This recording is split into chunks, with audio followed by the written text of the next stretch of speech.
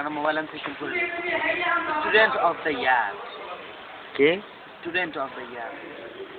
তারপর নাকি কি কাজল বলছিলাম খুব ভালো খুব ভালো ক্যাপ্টেন খালি এই জায়গাটা তো ছিল আমি খালি বালসা নিলে না গেলে গোয়ামাতে ভালো লাগে না রে মার কেমন হচ্ছে দুই চারটা তো মারছি তো ইসরে মারছি তো বাল শালা তুই মারছিল হ্যাঁ লাখ তাই নাকি